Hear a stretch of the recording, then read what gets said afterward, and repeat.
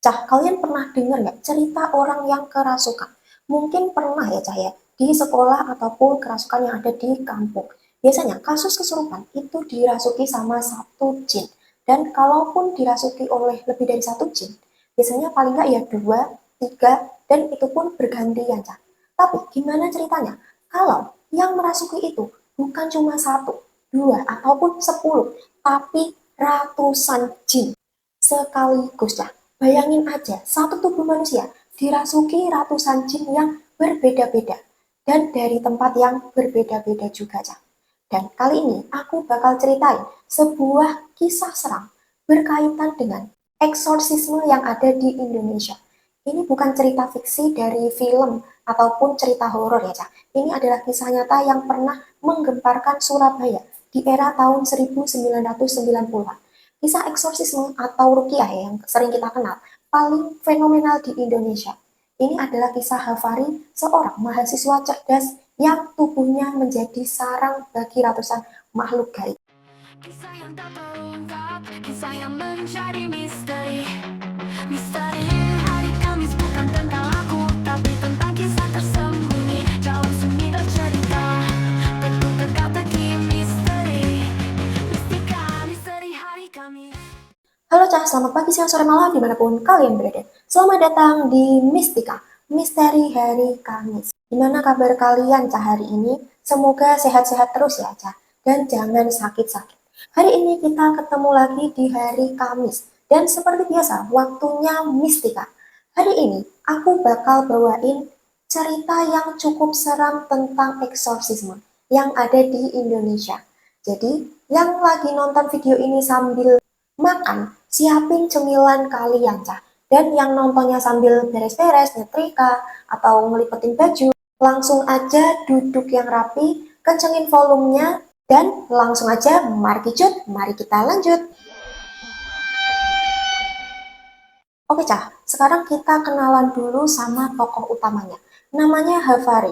Di pertengahan tahun 1990-an, Havari ini adalah seorang mahasiswa di salah satu kampus teknik paling bergensi di Indonesia, Institut Teknologi 10 November, atau ITS Surabaya. Dia bukan mahasiswa biasa, Cak. Havari ini dikenal cerdas, rajin, dan punya masa depan yang cerah. Pokoknya tipikal mahasiswa idaman lah, Cak. Tapi semua itu berubah 180 derajat dalam waktu yang singkat. Semuanya dimulai dari perubahan-perubahan kecil. Havari yang tadinya periang jadi suka menyendiri. Yang tadinya rajin jadi males-malesan kuliah, Cak. Dan dia sering bengong dengan tatapan yang kosong. Dan kadang dia suka ngomong sendiri. Seolah-olah dia lagi berdebat dengan seseorang yang enggak kasat mata, Cak. Keluarganya tentu khawatir dengan kondisi Havari saat itu, Cak. Awalnya mereka mikir, mungkin stres kuliah aja nih anak. Lalu keluarga Havari membawa Havari ke dokter dan ke psikolog, bahkan sampai dibawa ke psikiater, Cah. Tapi hasilnya nihil. Obat-obatan medis nggak mempan sama sekali untuk mengatasi kondisi Havari saat itu. Dan kondisi Havari malah semakin aneh dan parah, Cah. Puncaknya, perilakunya jadi sangat ekstrim, di mana saat itu dia bisa tiba-tiba teriak-teriak histeris dan punya tenaga yang super kuat yang nggak wajar lah, Cah, pokoknya, Cah. Dan yang paling aneh, dia jadi benci banget sama hal-hal yang berbau agama, Cah. Dengar suara azan, dia itu bakal ngamuk-ngamuk, entah teriak-teriak, bahkan menyuruh orang untuk stop mengumandangkan azan, Cah. Bahkan ketika ia mendengar lantunan ayat suci Al-Quran, Cah, dia seperti kepanasan, Cah. Jadi bukan seperti Havari yang dulu, di mana dia dulu terlihat tenang, sekarang suka marah-marah, Cah. Dan ini merupakan gangguan yang di luar medis ya, Cah, di mana tidak ada penanganan medis yang dapat mengendalikan perilaku Havari tersebut, Cah. Setelah semua jalan medis ditempuh, Cah, keluarga Havari akhirnya menempuh jalur spiritual lewat seorang kenalan dari keluarga Havari, Cah, di mana mereka dipertemukan dengan seorang praktisi ruqyah syariah yang dikenal alim dan berpengalaman. Praktisi ini bernama Ustadz Muhammad Zainuddin. Nah, disinilah babak utama dari kisah ini dimulai, Cah. pertarungan antara sang ustazah melawan penghuni tubuh Hafari. Sesi ruqyah pertama pun dimulai di kediaman Hafari di Surabaya. Ustadz Zainuddin mulai membacakan ayat-ayat suci Al-Quran. Awalnya, Hafari cuma terlihat diam dan merenung saja, Cah. Tapi, gak lama kemudian tubuh Hafari mulai bereaksi. Hafari mulai meronta-ronta, berteriak-teriak dengan suara yang bukan suaranya, Cah. Jadi kayak suara aneh gitu ya, Cah ya. Suaranya berubah menjadi berat serak dan kadang suaranya menjadi perempuan yang melengking, jadi berubah-ubah. Intinya suaranya jadi aneh gitu, Cah. Pada saat proses ruqyah tersebut, Cah, akhirnya sosok dalam tubuh Hafari pun mulai menampakkan wujudnya. Di mana pada saat itu ia pun mengucapkan pengakuan bahwasanya ia adalah jin kiriman yang ditujukan di badan Hafari, Cah. Tapi dalam hal ini tidak ada yang tahu jin itu adalah kiriman dari siapa. Proses ruqyah pun terus dilakukan hingga beberapa saat, Cah. Di mana Ustadz Zainuddin enggak gentar, Cah. Beliau terus melantunkan ayat-ayat ruqyah dan mengajak jin yang ada di tubuh Hafari untuk berdialog, memintanya untuk keluar secara baik-baik ya, Cah ya. Tapi jin itu ada yang setuju, ada yang menolak. Disinilah fakta paling mengerikan terungkap, Cah. Nah, ini adalah part yang lumayan serem ya, Cah ya. Di mana kegiatan komunikasi dengan jin yang merasuki tubuh Hafari.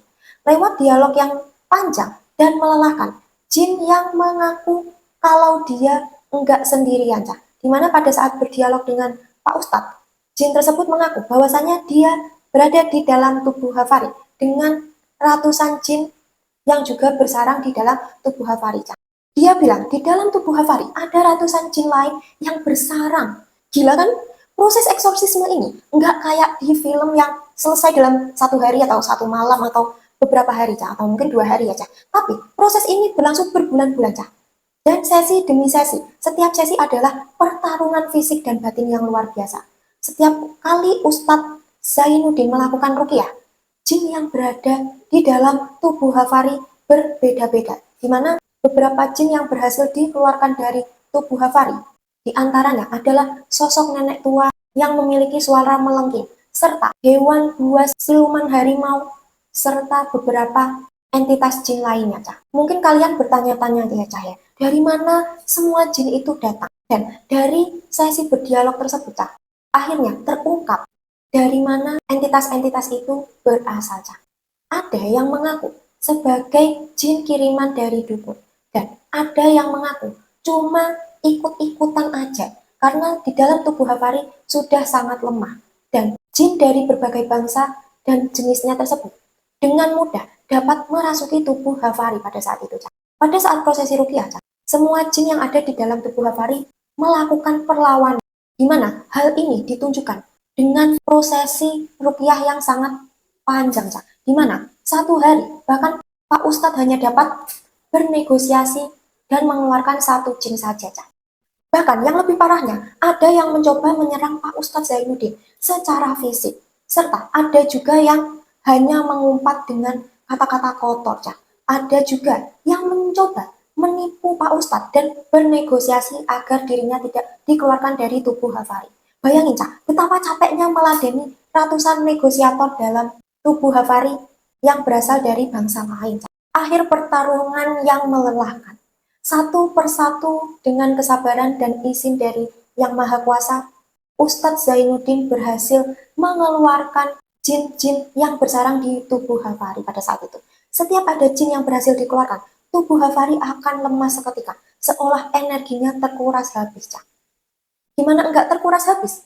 Orang dalam satu badan aja ada lebih dari satu jin yang merasuki. Setelah perang gaib yang berlangsung berbulan-bulan itu, Cah, akhirnya sampailah pada pertarungan terakhir melawan jin pemimpin yang paling kuat. Pertarungan ini digambarkan sebagai yang paling berat, Cah. Tapi pada akhirnya benteng pertahanan terakhir itu pun runtuh dengan keluarnya jin terakhir dalam tubuh Hafari. Setelah itu, Hafari pun seketika pingsan dengan kondisi yang sangat lemah, Cah. Bahkan ini adalah kondisi terlemah dari Hafari selama prosesi ruqyah, Cah. Hafari pingsan dalam waktu yang cukup lama. Ketika ia sadar pun, dia seperti orang yang linglung, Cak. Jadi bingung, seperti orang yang baru saja bangun dari tidur, Cak. Dia kebingungan dan gak inget apa aja yang telah terjadi pada dirinya, Cak. Bener-bener kayak orang bangun tidur terus nggak tahu apa-apa, Cak. Setelah bangun tersebut, Cak, sikap Hafari sudah menjadi normal. Perlahan tapi pasti, Hafari kembali pulih. Dia kembali menjadi pribadi yang normal, Cak. Di mana dia kembali merasakan ketenangan saat beribadah. Dan yang terpenting, dia bisa melanjutkan kembali kuliahnya di ITS, Cak, hingga selesai, hingga lulus ya, Cak ya. Gimana, Cah? Merinding nggak ceritanya hari ini? Kisah Hafari ini jadi bukti nyata bahwa dunia yang kita tinggalin ini enggak cuma dihuni oleh kita sendiri, Cah. Kasus ini jadi salah satu rujukan paling terkenal dalam dunia rukiah, Cah. Gimana, Cah? Merinding nggak kalian dengerin cerita tadi? Kisah Hafari ini jadi bukti nyata bahwa dunia kita tinggali ini nggak cuma dihuni oleh manusia saja, tetapi kita hidup berdampingan, Cak. Dan kasus ini, Cak, jadi salah satu rujukan paling terkenal dalam dunia rukiah syariah di Indonesia. Pesan moralnya apa, Cak, di video hari ini? Terlepas dari percaya atau tidak, penting banget buat kita untuk selalu menjaga dan membentengi diri kita, serta memberikan benteng pertahanan spiritual yang kuat terhadap diri kita, Cak. Kita bisa membentengi diri kita dengan cara senantiasa mendekatkan diri kepada Yang Maha Esa sesuai dengan keyakinan kita masing-masing, Cak. Biar enggak ada lagi celah bagi hal-hal yang enggak diinginkan untuk masuk dan menguasai diri kita, Cak. Nah, Cak, sekarang aku penasaran sama pendapat kalian tentang kasus Hafari ini. Apakah kalian pernah punya pengalaman serupa atau pernah dengar cerita yang kayak dialami oleh Hafari ini di daerah kalian, Cak? Coba deh share cerita kalian di kolom komentar dan kita bisa diskusiin bareng-bareng di sana. Seperti biasa juga, jangan lupa buat klik tombol like-nya ya, Cak ya. Kalau kalian suka sama cerita pengalaman Hafari hari ini. Dan jangan lupa subscribe biar kalian gak ketinggalan konten-konten misteri lainnya, Cah. Dan jangan lupa nyalain notifikasi loncengnya supaya kalian gak ketinggalan video terbaru aku ya, Cah. Oke, Cah, sekian video Mistika hari ini. Sampai bertemu di Mistika selanjutnya.